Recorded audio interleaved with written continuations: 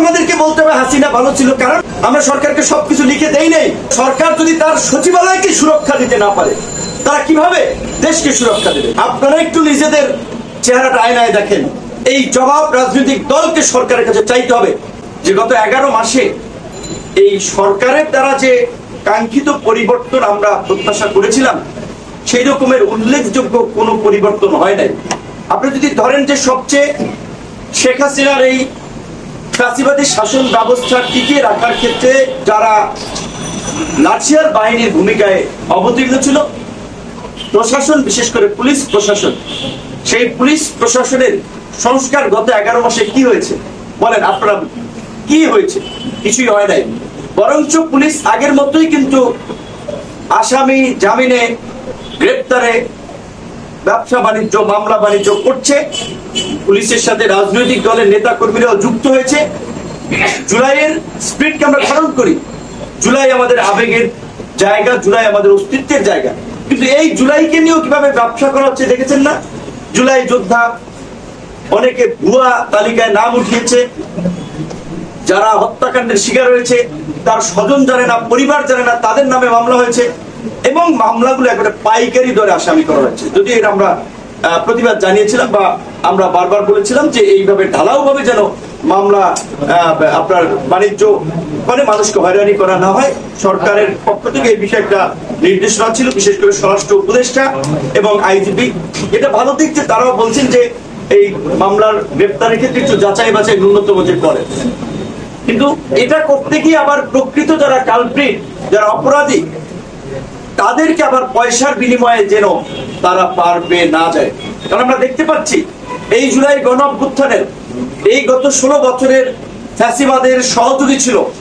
এই জুলাইয়ের বিপ্লবের তারা এমন ভাবসাব নিচ্ছে, এমন ভাবে সারা দেশে সাংগঠনিক কার্যক্রম করছে, তাদের অফিস প্রশাসন পাহারা দিচ্ছে, মনে হয় তারা জুলাইয়ের মানে অভ্যুত্থানের অংশীদার ছিল।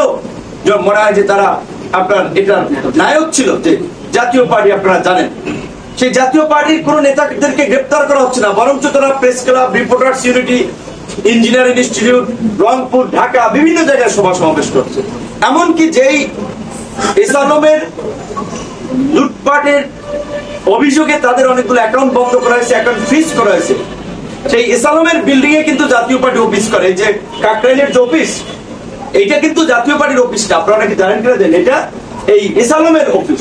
কাজে এটা তো সরকার আপনার প্রয়োগ করতে পারে, সেখানে জাতীয় পার্টির সেখানে কার্যক্রম করে আর সরকার প্রশাসন দিয়ে, আর্মি দিয়ে, পুলিশ দিয়ে সেটা পাহারা দেওয়ায় জাতীয় পার্টির নেতারা মিডিয়ায় কথা বলে এখনো টকশো করে বেড়াচ্ছে, তাদের বিরুদ্ধে কোনো ব্যবস্থা নেওয়া হচ্ছে না। তো এখন এই অভ্যুত্থানের অনেকেই চেতনার কথা বলেন, কিন্তু তাদের চেতনা মানে হচ্ছে ওই প্রচলিত কথার মতো, মুখে শেখ ফরিদ বগলেই। তারা সবাই ফ্যাসিবাদের পতন চায়, ফ্যাসিবাদকে বিচারে মুখোমুখি করতে চায়, কিন্তু তলে তলে অনেকেই ফ্যাসিবাদকে পুনর্বাসন করছে, জায়গা দিচ্ছে এবং রাজনীতিতেও বিভিন্ন ভাবে স্পেস দিচ্ছে। কারণ জাতীয় পার্টি নিয়ে কোন কোন দল সোচ্চার অবস্থান নিয়েছে, কোন দল জাতীয় পার্টির কার্যক্রম নিষিদ্ধ চেয়েছে? আওয়ামী লীগ যেভাবে নিষিদ্ধ হয়েছে, জাতীয় পার্টি তো তার পরের দিন নিষিদ্ধ হওয়ার কথা ছিল। সরকারই বা কেন জাতীয় পার্টি সহ এই ফ্যাসিবাদের সহযোগী 14 দলকে নিষিদ্ধ করছে না? তাহলে আমরা যেই আলোচনাটা শুনি, সরকার একটা রিফাইন আওয়ামী লীগকে রাজনীতির মাঠে সুযোগ দিতে চায়, তাহলে এই জাতীয় পার্টির মাধ্যমে কি তাদের পুনর্বাসন করতে চায় কিনা, কিংবা রিফাইন আওয়ামী লীগ তৈরির প্রক্রিয়ার অংশ হিসেবে জাতীয় পার্টিকে স্পেস দেওয়া হচ্ছে কিনা, যে জাতীয় পার্টির মাধ্যমে যেন তারা সংগঠিত হতে পারে। আমরা পরিষ্কার ভাবেই বলেছি, গণ অধিকার পরিষদ শেখ হাসিনার এই দানবীয় শাসন ব্যবস্থার কাছেও মাথা নত করে নাই, ভবিষ্যতেও কোন দানবের কাছে মাথা নত তো দূরের কথা, কোন দানব তৈরি হতে দেবে না। এবং যে কারণে আমরা বলছি যে পরিষ্কার বারবার বলছিলাম যে আমরা কিন্তু কোনো রাজনৈতিক দলের সাথে জোট করি নাই, আমাদের সিদ্ধান্ত হয়নি, আমরা আমাদের দল গুছাচ্ছিলাম। কারণ একটা রাইজিং দল হিসেবে, উদীয়মান দল হিসেবে অত্যন্ত প্রতিকূল সময় আমরা রাজনীতিটা শুরু করেছি।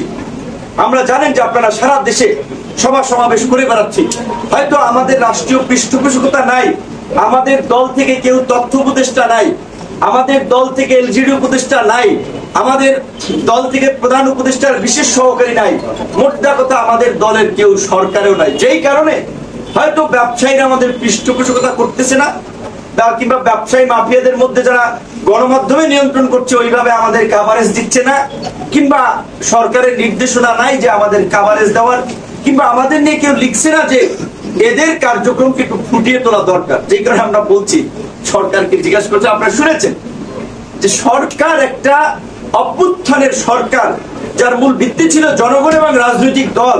রাজনৈতিক দলগুলোকে নিয়ে শুরুর দিকে সর্বদলীয় বৈঠক করেছে। পরে আমরা দেখলাম যে তারাও বৈষম্যের আন্দোলনের, বৈষম্য বিরোধী আন্দোলনের মধ্যে দিয়ে গঠিত সরকার বাংলাদেশে প্রাতিষ্ঠানিকভাবে বৈষম্য শুরু করেছে, যে রাজনৈতিক দলকে জাতে তুলে যে 4টে দল তারা প্রথম সারির ঠিকাদার, প্রথম দল, বড় দল, আবার তার মধ্যে অনেকে নিবন্ধনও নাই, আর বাকিরা সেকেন্ড ক্লাস সিটিজেনের দল বা দ্বিতীয় সারির দল।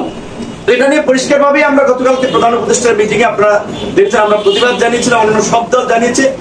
আবার এই অভ্যুত্থানেরও এমন অনেক দল আছে যারা গতকালকের মিটিং এও কিন্তু ডাক পায় নাই।